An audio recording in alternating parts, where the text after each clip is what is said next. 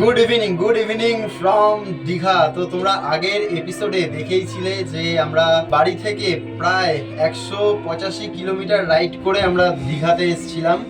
আর দীঘাতে এসে আমরা গেছিলাম স্নান করতে, তারপরে লাঞ্চ করে জাস্ট একটু রেস্ট নিয়ে আমরা চলে এসেছি অমরাবতী পার্কে। তো আমরা দেখতেই পারছো অলরেডি বসে আছি রোপওয়েতে। তো রোপওয়ে কিভাবে বসলাম সেটাই তোমরা দেখে নাও একবার। তো ফাইনালি আমরা দেখতে পাচ্ছ অমরাবতী পার্কে এন্ট্রি করছে, যে ম্যাডাম টিকিট দিয়ে দিল, হয়ে গেছে স্ক্যান।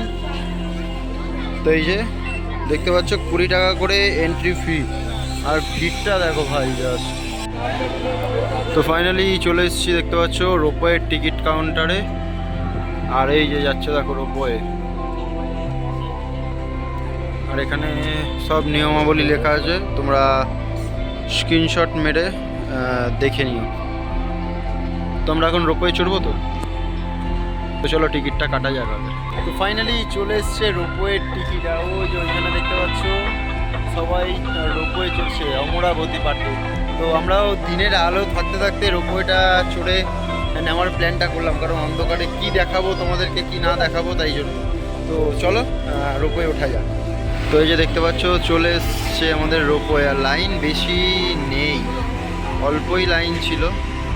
তো এই 3 নাম্বারটাতেই মনে হয় আমরা উঠবো, কারণ লাইন নেই, শুধু ইনি দাঁড়িয়ে আছে।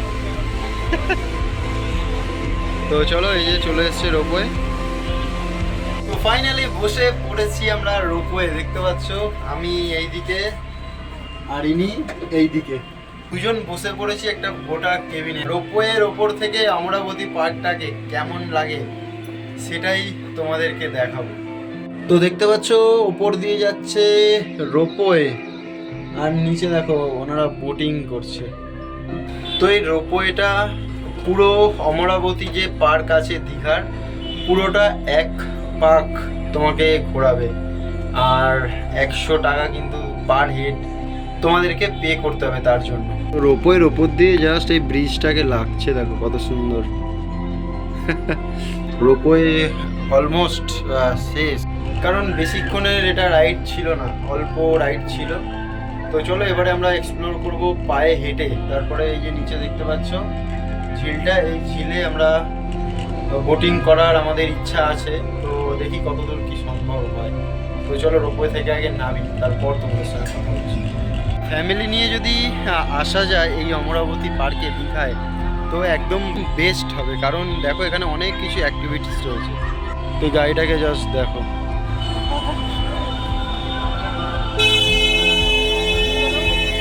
কয়টুখানি গাড়ি দেখেছো। তো এরকম অনেক অ্যাক্টিভিটিস এখানে রয়েছে।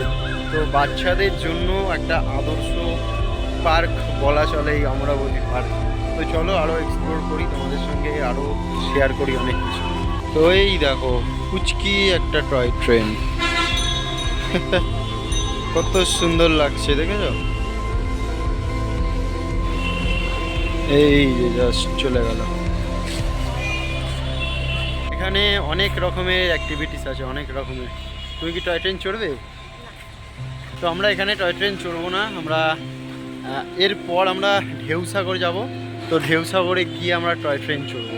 তো এই দেখো ওপর থেকে যাচ্ছে রোপওয়ে, আমরা একটু আগেই চড়লাম, এখানেই এসছিলাম। আর এই নিচে দেখো বোটিং হচ্ছে। দেখো এই কাঠের ব্রিজ থেকে যাচ্ছি, এখানের সৌন্দর্যটা তোমরা জাস্ট দেখো।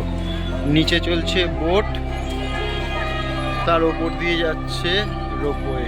তো অন্ধকার তো মোটামুটি হয়েই গেছে, আর আমরা ভাবছিলাম যে বোট চড়বো। তো প্যাডেল বোট চড়ার আমাদের ইচ্ছা নেই, কারণ কোনো ভিউ তোমাদের সঙ্গে শেয়ার করতে পারবো না। যেটা শেয়ার করতে পারবো সেটা হলো এই প্যাডেল বোটের প্রাইস। তো চলো তোমাদেরকে একটু দেখাই। এটা হলো টিকিট কাউন্টার, আর এখানে সব কিছু লেখা আছে, কখন, কতক্ষণ, কত প্রাইস। তো এটা স্ক্রিনশট মেরে তোমরা দেখে নিতে পারো। তো দেখতে পাচ্ছ এখানে বাচ্চাদের এরকম অনেক অনেক মিকি মাউস রাখা, তো বেশ ভালো লাগছে। আর এখানে মনে হয় পাখির ঘর এটা। তো চলো দেখাই তোমাদেরকে কি আছে এর মধ্যে। ও বাবা, এই দেখো খরগোশ রেখে দিয়েছে কতগুলো। অমরাবতী পার্ক মোটামুটি ঘোরা আমাদের কমপ্লিট, আর আমরা এবার যেতে চলেছি ঢেউসাগর। তো ভিডিওটার সঙ্গে জুড়ে থাকো, আর ভিডিওগুলো যদি ভালো লাগে লাইক করো, কমেন্ট করো, চ্যানেলটাকে অবশ্যই করে সাবস্ক্রাইব করতে একদম ভুলো না। তো চলো যেতে যেতে তোমাদের সঙ্গে কথা হবে।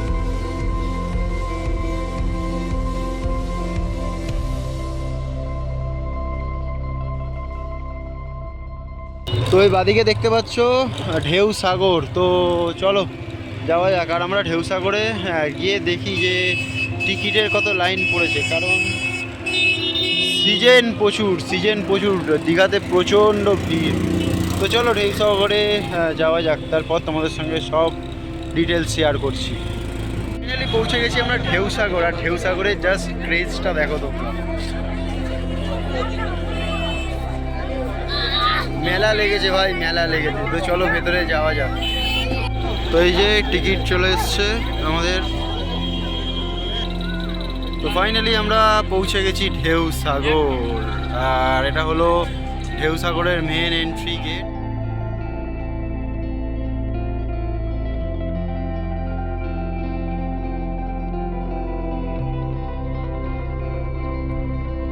ঢেউসাগরে জাস্ট ভিড়টা দেখো, মনে হচ্ছে যে মেলা লেগেছে এখানে, এত ভিড়। দেখতে পাচ্ছ টয় ট্রেন, আমরা আগের বার এসে চড়তে পারিনি, কারণ এই যে টয় ট্রেনটা দেখতে পাচ্ছ এইটার হয়ে গেছিলো টায়ার পাঞ্চার। তো এটা চড়বো না, এটা বাজে। ওটা চড়বো, এটা নতুনত্ব আছে। এই টয় ট্রেনটা চড়বো। যে জাম্পিং, আর ও অতটা উঠবে, অনেকটা জাস্ট দেখো। দেখো এই টানলো, এই দেখো কোথায় উঠে গেছে, দেখো জাস্ট। বাপরে, কি করে সম্ভব! এই ঘরটা জাস্ট দেখো, ময়ূরের মতন, কি অসাধারণ লাগছে। পুরো ময়ূর লাগছে, ময়ূরের মতন বাড়ি, দেখেছো? এটা মনে হয় রেস্টুরেন্ট যত সম্ভবত। আর এখন আমরা আছি পুরো একদম সমুদ্রের পাড়ে, আর হাওয়া যা দিচ্ছে ভাই, অসাধারণ লাগছে, অসাধারণ।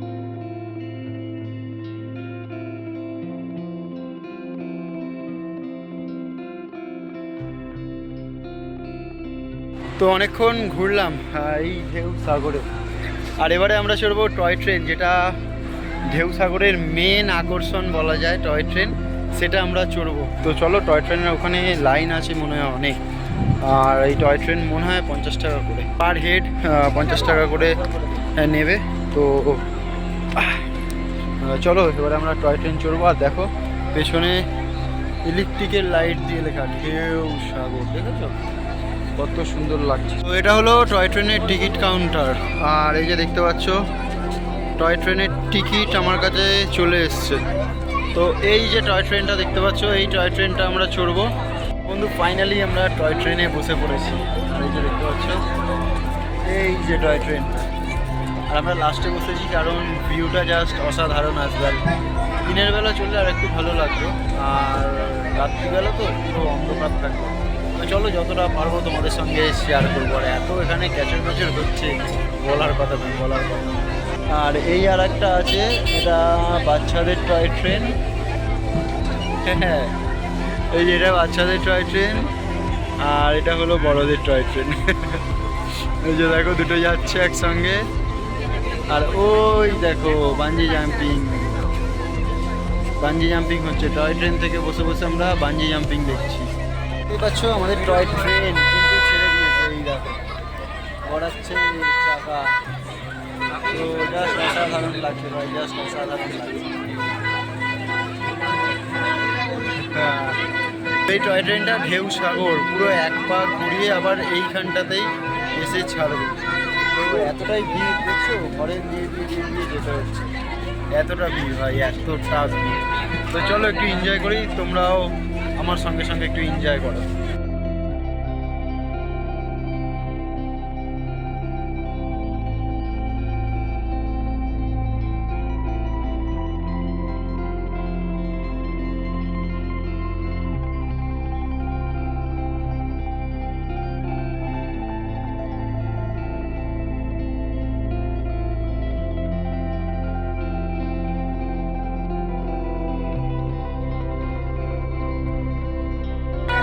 এই যে এইখান থেকে এবারে রাইট সাইড নিয়ে নেবে, নিয়ে এক পাক চক্কর খাওয়া হবে। এই যে দেখতে পাচ্ছ যাচ্ছে।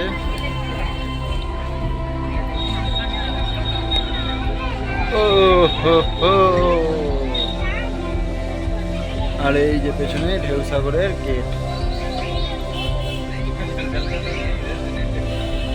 তো জাস্ট কোথা থেকে যাচ্ছি আমরা দেখো, সাইডে এরকম জঙ্গল আর উল্টো দিকে রাস্তা। এটা ভাই একটা আলাদা রকমের এক্সপিরিয়েন্স। তো সত্যিকারের আলাদা রকমের এক্সপিরিয়েন্স। এটা একটা শুধু জাস্ট চক্কর দেবে, তো অসাধারণ অসাধারণ লাগে। দেখো আমাদের টয় ট্রেন থেকে সব হোটেলগুলো পুরো দেখা যাচ্ছে। আমরা যখন আগের বার এসেছিলাম তখন এই হোটেলটায় ছিলাম, হোটেল ব্রিজ এইটায়। তো এই দেখো এখান থেকে জাস্ট টার্ন নিয়ে নিচ্ছে আর ওই যে দূরে সমুদ্র দেখা যাচ্ছে। এই যে জাস্ট টার্ন করে নিল।